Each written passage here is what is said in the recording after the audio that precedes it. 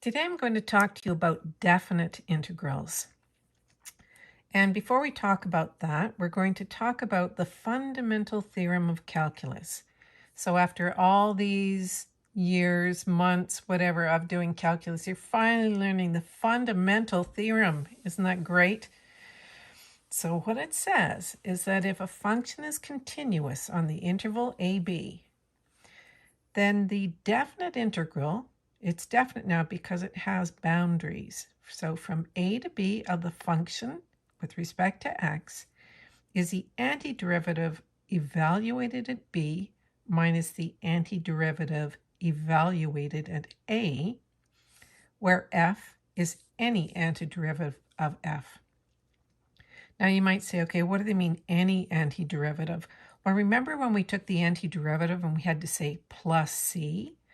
Well, if you are taking the antiderivative, and if I put this plus c and this f at a plus c, but I'm subtracting this, you can see that the c's are going to cancel out anyway. So it's not important that you add that into your calculation because it's going to be plus c minus c, so no c. Okay, so let's look at a few of the rules. They're very straightforward and easy to understand, I believe. It says that if you have a definite integral evaluated between a and b of f at x dx, that's equal to the negative of the integral from a to b. So a to b or b to a. So if I do it backwards, in other words, when I go to evaluate this, I would do f at b minus f at a. And this time I'm doing f at a minus f at b. So you can see if I had, if this was 5 and this was 1, I would have 5 minus 1 would give me 4. And if I had 1 and 5 here, 1 minus 5 would be minus 4. So the minus of that is equal to this one. That's all that one says. Example 2 here says, if I have a definite integral that has the same boundaries, so a to a, that means the area is going to be 0 because basically you're talking about the area under a point, so a straight line basically. There's no area to it, so that's why it says that the area is equal to 0. Now, if I have a definite integral from a to b of f at x dx and from b to c of f at x dx, that's the same as evaluating it from a to c. In other words, all you're doing is you're just adding the two areas together, so you might as well evaluate them all at once. Now, if you have a constant times a function and you're taking the definite integral of that, that c is actually with this part here, then I can take the constant out front and evaluate the integral between a and b. Pretty basic, right? And similarly, if I have something like f at x dx plus g at x dx, I can evaluate them separately and add them together. Now also, if my integral, my function, is above the x-axis, then this area is going to be greater than 0. But if my function is underneath the x-axis, then this area is going to be negative. Now, if I had a function where I'm going between a and b, and some of it has area above and some of it is below, for instance, if I had the function cos x, and I evaluated the area between here and here, so let's say between 0 and 2 pi, if I evaluate that, then I'm going to end up with an area of 0. Let's just try that for a second and I'll explain how that all works. So I want to know what is the integral between 0 and 2 pi of the cos of x dx. There's my cos. Starts at 1, minus 1, 0 to 2 pi is the period. So the integral, or the antiderivative of cos x, of course, is sine x. So I'm going to be evaluating sine x between 0 and 2 pi. So that means I'm going to do the sine of 2 pi minus the sine of 0. And if you recall your sine function, quick sketch, that's 0 and 0, and I get 0. So I'm going to get 0 area. And again, that's because this part and this part added together is the same as this part, but this part is all under. So this is positive, this is negative, and I'm subtracting them away from each other. So if you were to look at this and try to find a part that would give you a positive or negative area, you'd have to look at either between 0 and, remember this is pi over 2. So if I asked you between 0 and pi over 2, you would get a positive area. If I asked you between 0 and 2 pi, then you would get 0 again, because these two would cancel out. If I did between pi over 2 and 3 pi over 2, then I would get this negative area down here. And you can try those if you want. Well, let's just do one of them. Let's say, what if I did the integral between 0 and pi over 2? So I just want this part right here of cos x dx. That's going to be equal to the sine of x between 0 and pi over 2. And that would give me the sine of pi over 2 minus the sine of 0. And the sine of pi over 2, remember that was 1. So I have 1 minus 0, so I would get 1. Okay, so basically those are the rules that you might have to work with, which gives you a little bit of flexibility in your calculations.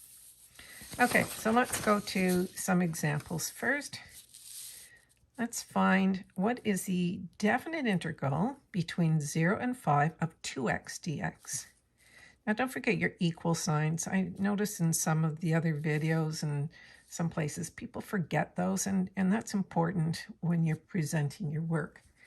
So if I want to know what the antiderivative of 2x is, I would add 1 to the exponent. That's 2 divided by 2, so I get x squared. Right, so I would x squared between 0 and 5. So that's going to be 5 squared minus 0 squared equals 25. Now, if you think about this, and let's just make a quick little sketch of what this actually looks like. The line 2x between 0 and 5, that's going to be twice the steepness. That would be like an x at 45 degrees. So it's going to be kind of very wiggly line. So if I went to 5, the height of this triangle, when x is 5, y would be 2 times 5, or 10. So I would have a height of 10 here. I should probably have written this as 5 comma 10. So that gives me a height of 10 and a length of 5. So the area would be 1/2 base times height. So a half of 5 times 10. And again, that gives me 25. So if you've been doing Riemann sums and making all those little triangles, remember you make the triangle smaller and smaller and smaller, especially on something like a curve. So if I wanted to find the area between the curve and the x-axis here, you probably started by making all these little tiny triangles. Well, they're not triangles. They're, what do you call those things? Not rectangles. I can't think of the name right now, but I know you do, because if you've done Riemann sums, you've already added all these together and approximated the area. And then it's just like when you had to do derivatives from first principles. You learn all the hard stuff and then say, oh, by the way, there are rules, and you can find the derivative very easily. So instead of doing Riemann sums, you're going to be doing definite integrals. Okay, so let's try this one here. Another pretty simple one. It's a nice polynomial between 1 and 6. So I'm going to take the antiderivative of 12x cubed. Remember to add 1 and divide by that number. So 3 plus 1 is 4. 12 divided by 4 is 3. So 3x to the 4th. And again, remember, you can double check by doing 4 times 3 is 12, reduced by 1, and I get 12x cubed. For the next one, I add 1 makes 3. 9 divided by 3 is 3, and it is negative minus 3x cubed. And this one is plus 2, and that's pretty easy. I get 2x, and I'm evaluating it between 1 and 6. Remember that you don't need the plus c because we would be subtracting it away here. Okay, so now it's just a matter of plugging in all your values. So I'm going to make a bracket here just to make sure that you keep all this nice and neat. 3x to the 4th, 3 times 6 cubed plus 2 times 6. And from that, I'm going to subtract. So that's f at b minus f at a. So I'm going to subtract 3 times 1 to the power 4 is just 3. And remember, if I'm plugging in 1, everything becomes 1. So minus 3 plus 2. This one's a little bit harder. You probably have to get out a calculator. 6 to the power 4. Where's my calculator? Hiding. It's hiding, but we'll bring it out. Here we go. Okay, so I'm going to do 6 to the power 4 times 3. So I'm going to write all these out for you. So 3, 8, 8, 8. 6 to the power of 3 is 216 times 3 is minus 648 plus 12, and 3 minus 3 is 0, plus 2 is 2, and subtract 2. And if you do all that, I'm just going to tell you what I got. I got 3250. Or we'll just double check it because I might have made a mistake. 648 plus 12 minus 2, and you get 3250. Okay, so the next one here, notice it's from 3 to 0. So you probably would guess that your answer should be negative. Sometimes good idea to go on to Desmos and plot this so you can see and approximate to see if it's the same as you might have guessed it might be. Okay, so let's do the antiderivative of these terms. I add 1 and divide by 5. That gives me 3w to the 5. Add 1 is 3. Minus 13 divided by 3w cubed. And I add 1. That gives me 2 divided by 2 is a half w squared. And that's being evaluated between 3 and 0. So I plug in the 0 first. I always start at the top. So 0, 0, 0. That was pretty easy. And I'm going to subtract. Now I plug in 3. So it's 3 times 3 to the power 5 minus 13 over 3 times 3 cubed plus a half times 3 squared. So that's going to be 0. 3, this is like 3 to the power of 6. I'll do that quickly over on the side here. And I get 729. So I'm going to put it in brackets so I don't make a mistake.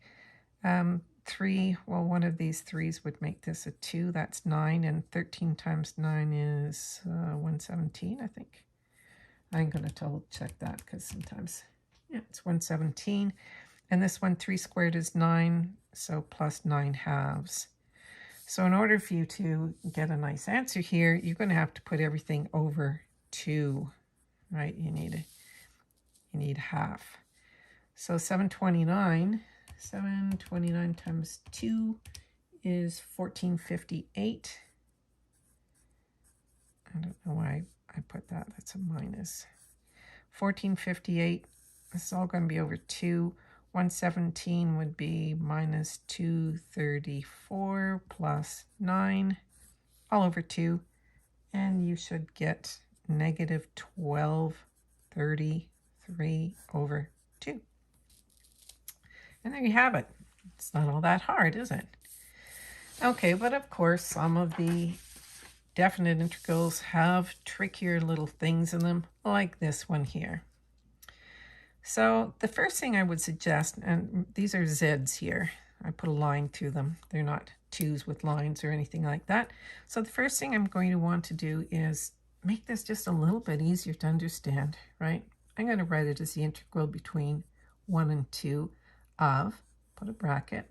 So I'm going to take the 7 out, 1/7 times 1 over z, because I know the antiderivative of 1 over z is the ln of z, right? I'm not going to put it to the numerator, not that one.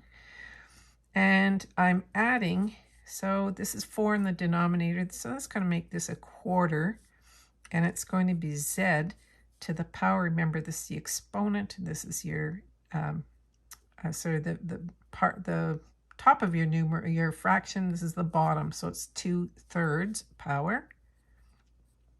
That'll be easier to work with, and minus 1/2, and the z is in the denominator. I bring it to the numerator. That makes it negative. Okay, so I hope I'm not making you sound like this is all, I'm over explaining things, but sometimes you just forget things, right? Okay, so I want to take the antiderivative here. So this is going to be 1 over 7, and 1 over z is going to be the ln of z, ln of z. And this 1 over 4, I add 1 to this, so that's going to make it 5 over 3. I'm going to multiply by 3 over 5. That's going to give me plus 3 over 20 z to the, add 3, so to the 5 over 3. Now you can see quickly if I multiplied this by taking the derivative to check my answer, 5 will go into 24 times, and those 3's would cancel out. And the last one here, I'm going to add 1 to minus 3. Don't forget, when you add to a negative, it becomes less negative. So that's going to be minus 2. So I'm dividing by minus 2. So that's going to give me a quarter here. Half times a half is a quarter, z to the minus 2. So again, I would check minus 2 times this would be minus 2/4 is a half, and reduce this by 1 would be to the negative 3. And that whole thing is going to be evaluated between 1 and 2. So now I have to plug in 2 first. So I have 1 over 7 ln 2 plus 3 over 20 times 2 to the 5/3 plus 1 over, okay, now we can fix this right at once. This is 2 to the negative 2. 2 to the negative 2 is 1 over 2 squared. That's 1 over 4 times 1 over 4. That's going to give me 1 over 16. Okay, so that's just the first part, right? Remember that you have to make sure that you do this and then minus that one, right? So right now I've got all this done, and I'm going to subtract, and I'm going to plug in 1.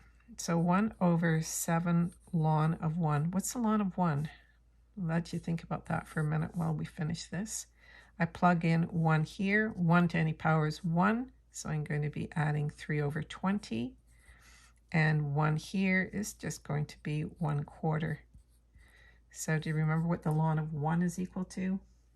Ln 1 equals, in other words, if this would be, if you wrote that as log base e of 1, I'd say, what do I raise e to? What power do I raise e to get 1?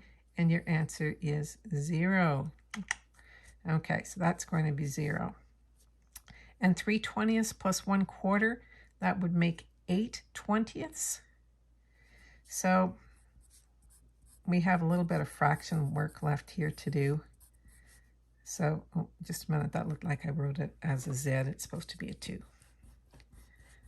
It's probably when you work with z's and numbers, right? Ln 2 plus this, oh, I don't know what the third root of 2 is raised to the 5th power, so I'm just going to leave it as 2 to the 5/3 plus 1 over 16, and this we had said this was going to be 8 over 20, because this is times 5 times 5, and 5 plus 3 is 8, plus 8 over 20. So the only part I'm going to just work with is this. What is the lowest common denominator of 16 and 20? That would be 80. So 16 is 5 over 80. 1 over 16 equals 5 over 80. And 8 over 20 is the same. 8 over 20 is 32 over 80. Okay, so that's just on the side here. So I'm going to add those two together to get, just a minute, I forgot a bracket here, didn't I? Ooh, Miss Havron. This should have been subtracting this 8 over 20. Because this was positive, 8 over 20, and minus it. So it should have been minus 8 over 20. So I have 5 over 80 minus 32 over 80. That's minus 27 over 80. And the rest of this. And that's the way I'm going to leave my answer, unless your teacher asks you to write it as a decimal, in which case you would get out your trusty calculator and, you know, like find the cube root of 2, raise it to the power of 5, multiply by 3, divide by 20 for that one. You can find the ln of 2 easily, divide it by 7, and you can make this into a decimal as well. Okay, so that's a little introduction to definite integrals. If there's something more specific you need help with, just let me know. Don't forget to subscribe, like, comment, share, and yeah, have a great day.